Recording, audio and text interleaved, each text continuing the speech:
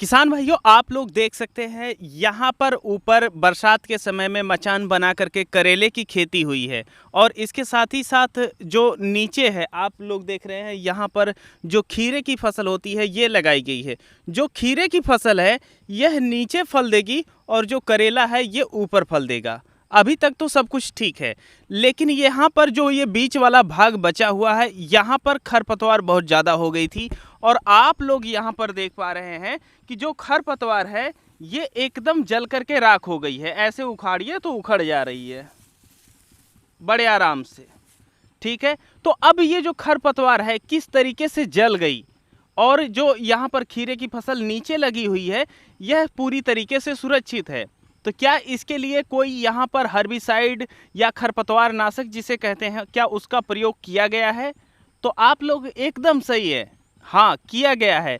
लेकिन किस तरीके से किया गया है कि जो खीरे की फसल है इस पे एक पैसे का असर नहीं हुआ है, लेकिन ये जो खरपतवार है ये आप लोग देख रहे हैं एकदम जल करके राख हो गई।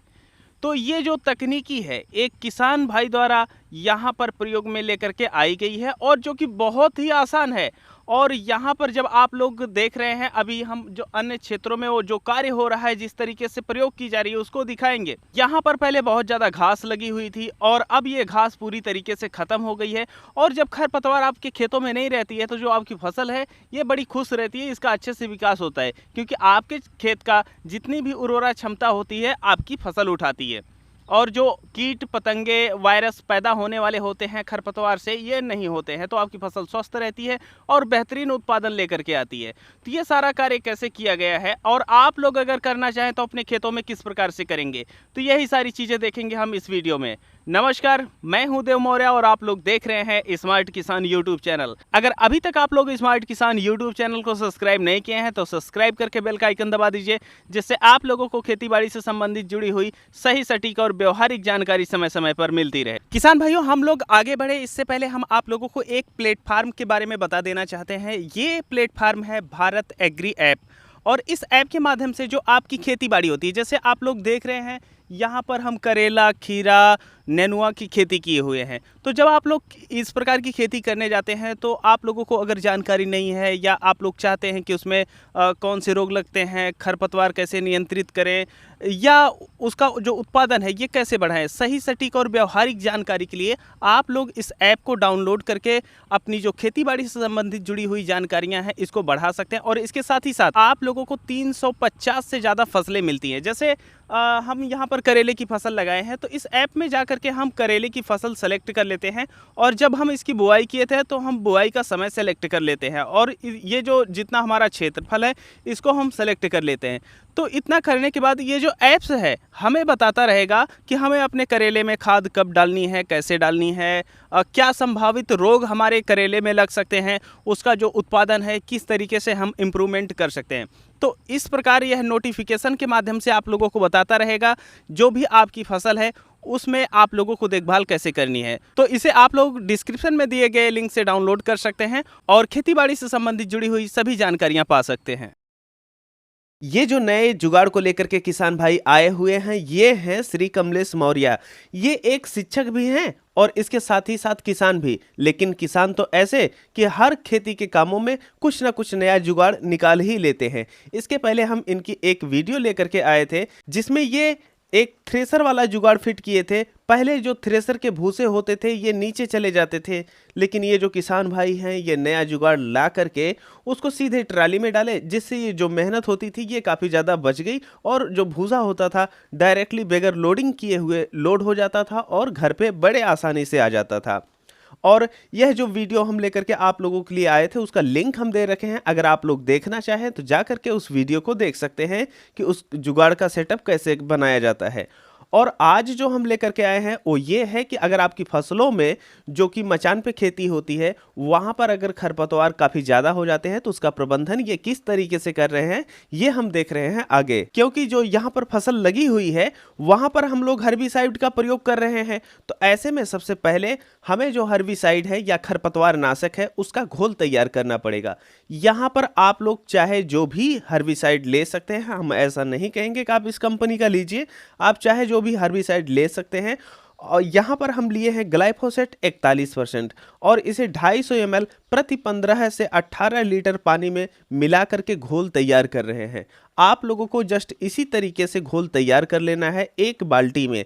आप लोगों को जो स्प्रे वाली टंकी होती है अगर चाहें तो उसमें भी तैयार कर सकते हैं और उसके माध्यम से भी ये जुगाड़ जो है आपका उसको आगे बढ़ा सकते हैं। फिलहाल यहाँ पर बाल्टी का प्रयोग किया जा रहा है। अब आप लोग देख रहे हैं कि यहाँ पर जो घोल है वह तैयार हो चुका है और अब हम आप लोगों को बता देते हैं कि यहाँ पर जो फसलें लगी हुई हैं उनका सेटअप क्या है।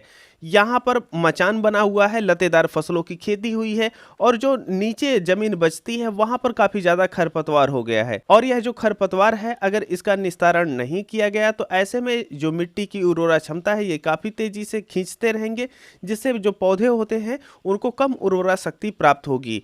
तो अब यहाँ पर जो बीच वाला भाग बचा हुआ है वहां पर ही हर्बिसाइड का प्रयोग किया जाएगा और जो किनारे बचे हुए भाग हैं वहां पर हर्बिसाइड का प्रयोग नहीं किया जाएगा। जो खीरे की फसल बीच में फैली हुई है जमीन पर उसे पहले हम आसानी से हटा करके एक तरफ कर देंगे। अब ये सारा सेटअप तैयार हो गया है और जो हमारी नीचे की जमीन है ये एकदम खुली है। अब यहाँ पर हर्बिसाइड डाली जाएगी, लेकिन डाली किस तरीके से जाएगी? देखिए यहाँ पर स्प्रे नहीं करना है, क्योंकि अगर स्प्रे किया जाएगा तो ऐसी परिस्थिति में जो स्प्रे के धुएं होते हैं वह फसलों पे चले जाएंगे। अगर वह धुएं बहुत कम मात्रा में जाएंगे तब भी हमारी फसल को नुकसान पहुंचा देंगे, लेकिन उसी के लिए तो यहाँ पर जुगाड़ फिट किया जा रहा है। आप लोग यहाँ पर देख रहे हैं यहाँ पर एक बांस लिया गया है और जो जूट का बोरा होता है उसे ले लिया गया है और यह जो जूट का बोरा होता है इसे बांस में इस तरीके से लंबाई में आप लोग बांध देंगे।